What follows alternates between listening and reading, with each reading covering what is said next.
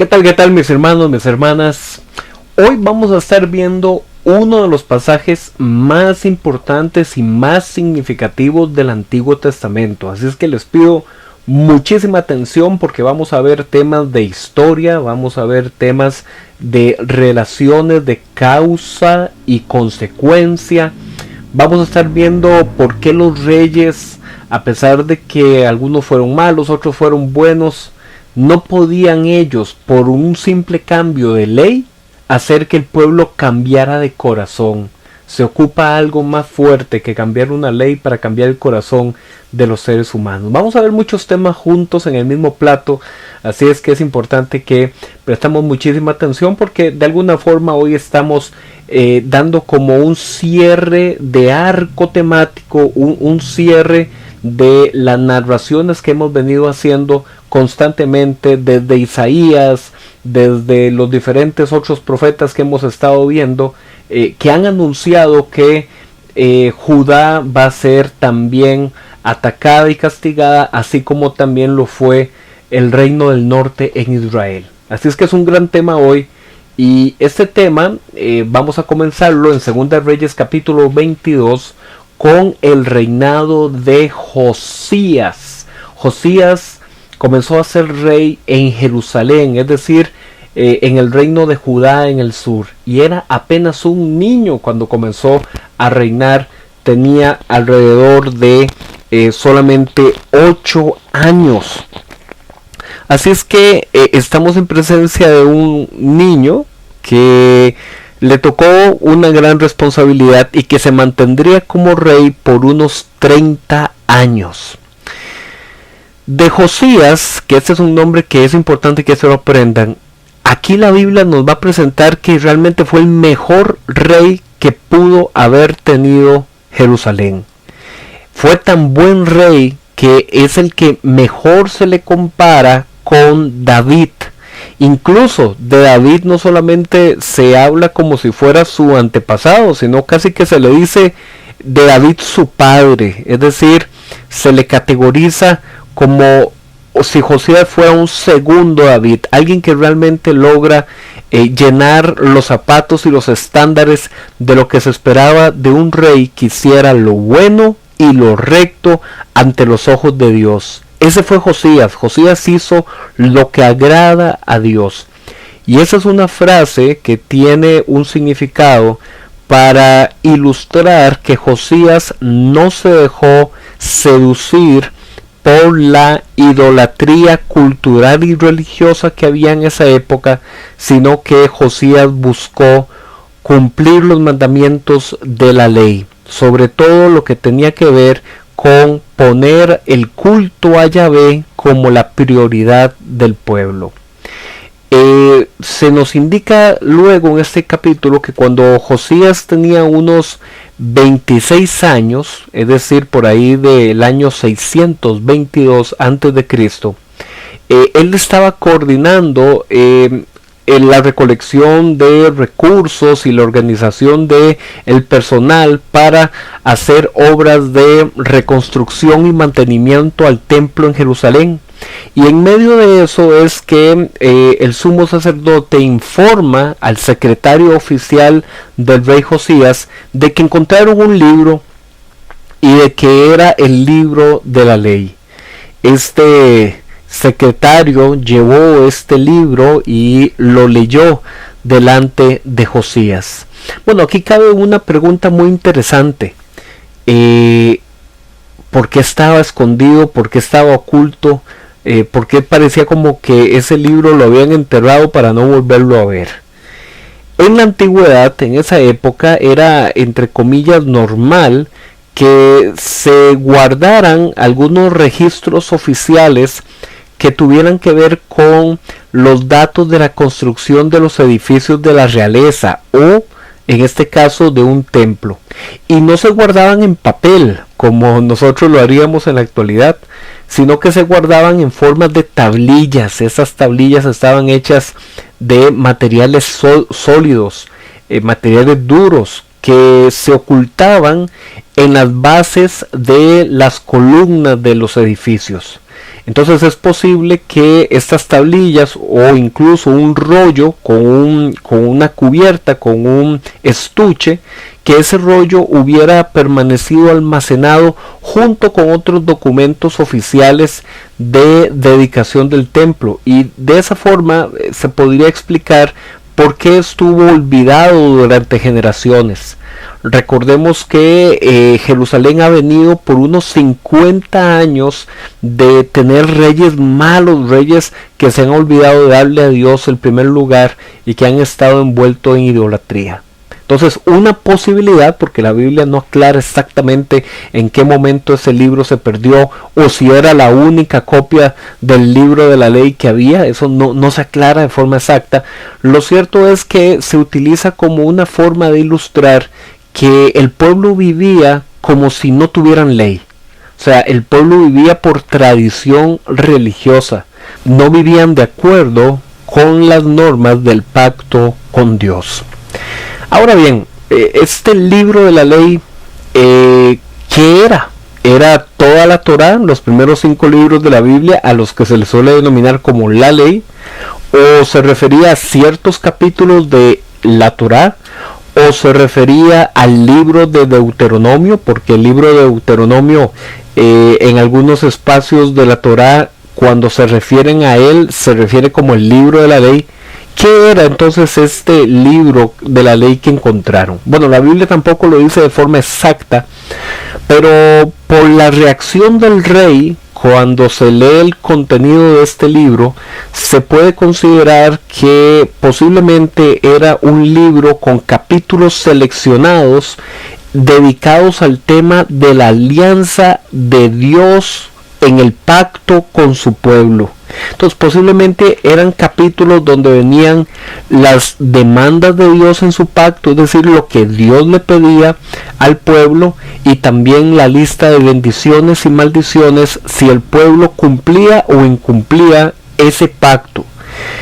¿Por qué deducimos esto? Por la forma en la que el rey va a reaccionar y el pueblo va a reaccionar. Algunos consideran que entonces aquí se está encontrando una versión inicial de lo que llegaría a convertirse en el libro de Deuteronomio que hoy por hoy nosotros conocemos.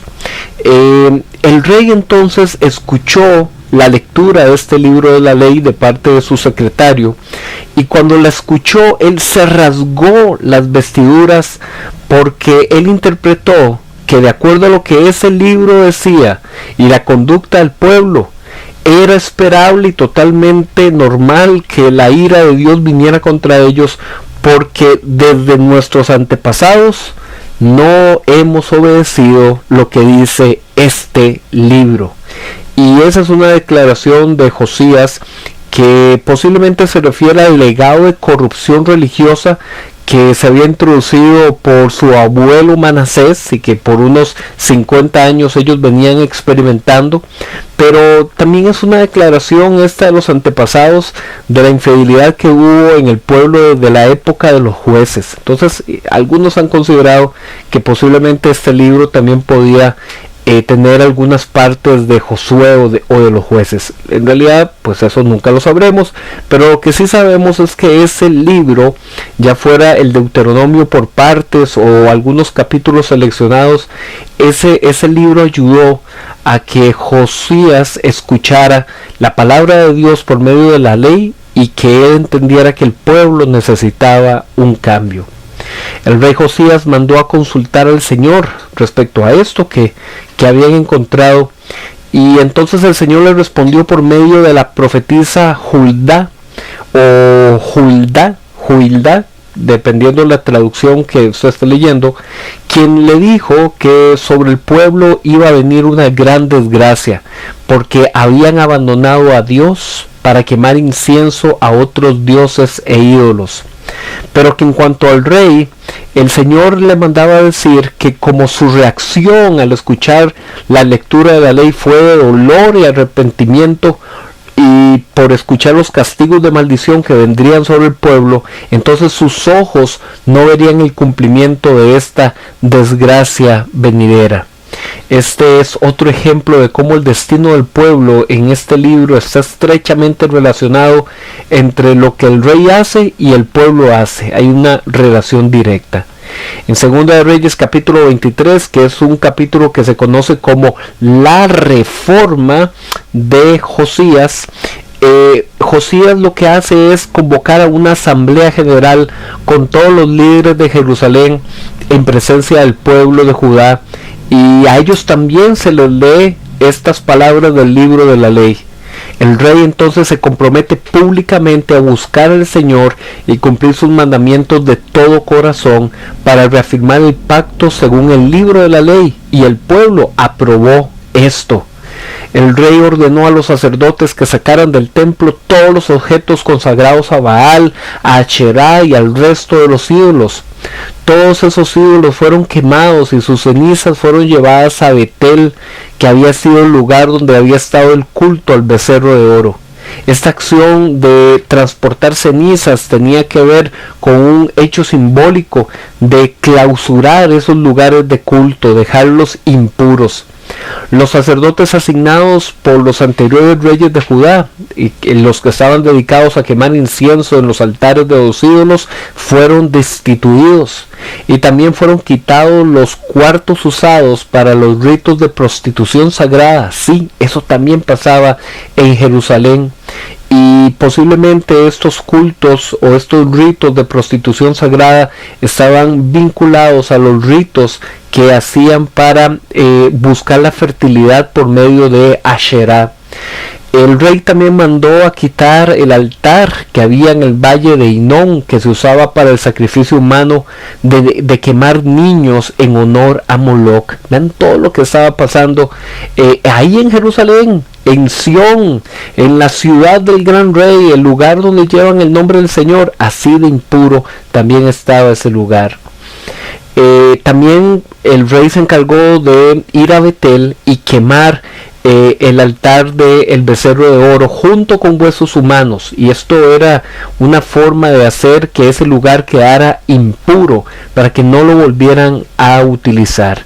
Lo muy curioso de esto es que hace unos 300 años, de acuerdo a la historia cronológica que hemos venido viendo, en 1 Reyes capítulo 13, en los primeros versículos, había aparecido un profeta que había anunciado que se levantaría un Josías que llegaría a quemar hasta los cimientos a los sacerdotes y a los altares. Así es que vemos entonces acá otro cumplimiento de esa palabra dentro de 1 Reyes hasta 2 de Reyes. Ahora hay que entender que las reformas de este rey Josías lograron extenderse hasta aquí, hasta Betel y hasta algunas partes de Samaria, aprovechando el contexto histórico en el que ellos estaban. Era alrededor del año 630 a.C. y ahí Asiria se había debilitado, y por los conflictos internos que habían en Asiria ya no habían tantos recursos para proteger una provincia al norte en Israel. Así es que Jerusalén volvió a tener esta reforma y volvió a celebrar la Pascua, porque desde la época de los jueces hasta la época de esta monarquía, la Pascua se había dejado celebrar en esta forma, de acuerdo a las características del libro de la ley. El rey también expulsó a los espiritistas y a los hechiceros. Pero aunque Josías había hecho todas estas reformas religiosas por causa de los pecados de Manasés, el pueblo igualmente estaba listo para ser expulsado y recibir ese juicio venidero. Es decir, a pesar de toda esta reforma religiosa, la ira del Señor no se apagó en contra de Jerusalén.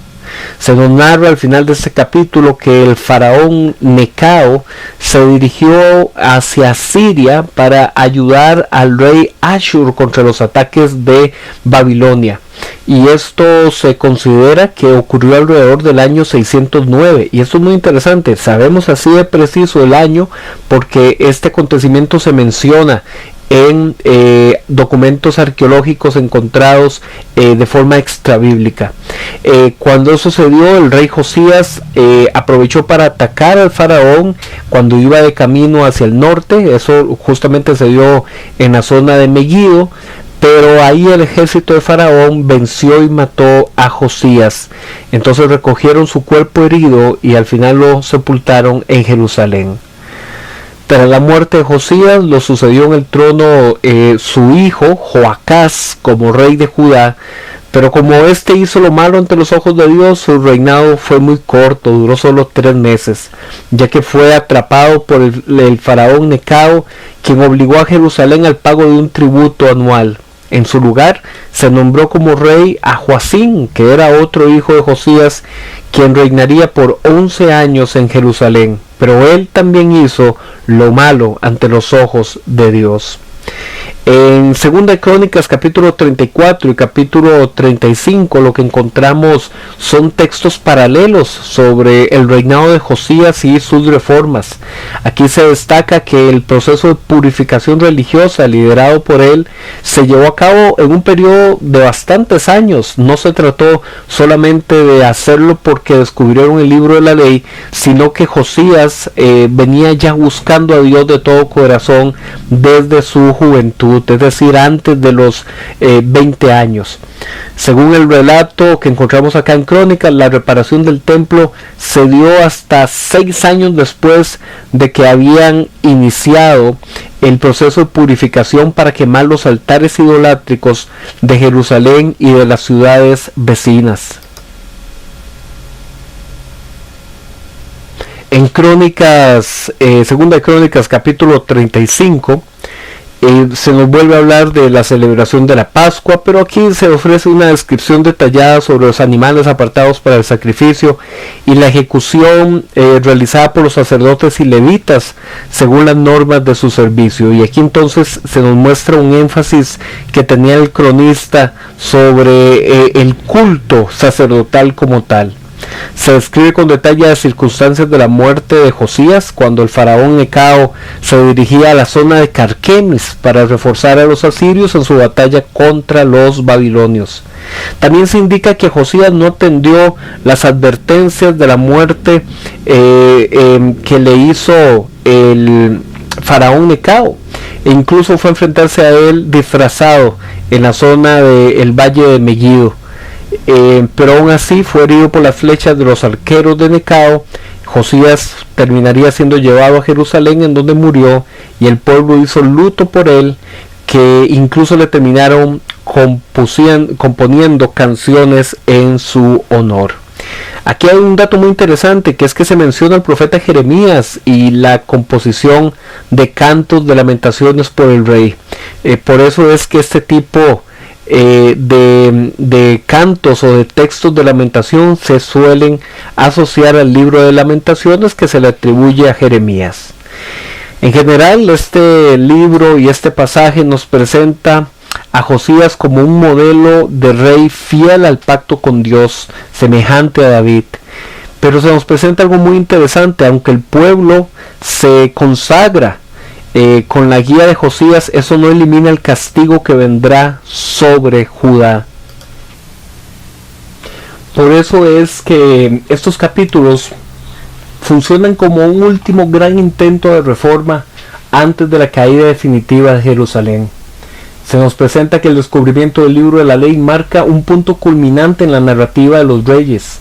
Por primera vez en más de 50 años, el pacto vuelve a ser escuchado y aplicado con radicalidad. Sin embargo, la muerte inesperada de Josías y el anuncio de que el juicio no podrá ser evitado preparan a cada uno de nosotros para el desenlace que ya se ha venido diciendo de forma inevitable: Judá va a caer. Se nos muestra entonces esta tensión entre una reforma durante un cierto tiempo, pero un destino de juicio también venidero. A manera de propósito de estos pasajes y su mensaje central, se nos habla algo sumamente interesante. Aunque Josías fue un rey fiel, un rey semejante a David, y que ha demostrado ser un modelo de obediencia al pacto, el pueblo sigue acumulando lo que fueron las consecuencias de muchas generaciones de infidelidad, y su transformación, aunque fue religiosa, no alcanzó lo más profundo de su corazón. Por eso es que el exilio no es un fracaso para Dios en la relación con su pueblo, sino que más bien el exilio son las consecuencias de un pacto que ha sido quebrantado por la maldad del pueblo. Estos capítulos de la historia de Josías nos preparan para lo que va a ser la siguiente etapa de nuestro estudio bíblico, que es la etapa del exilio. Eso lo vamos a ver en Jeremías, lo vamos a ver en el profeta Ezequiel también. Ellos van a anunciar que en el futuro el pueblo va a necesitar algo más que un templo físico, algo más que reconstruir Jerusalén. Ellos van a necesitar de un corazón nuevo, ellos van a necesitar de un nuevo pacto. Pero eso lo vamos a ver cuando lleguemos a Jeremías y lleguemos a Ezequiel. Nos vemos mañana con el profeta Sofonías.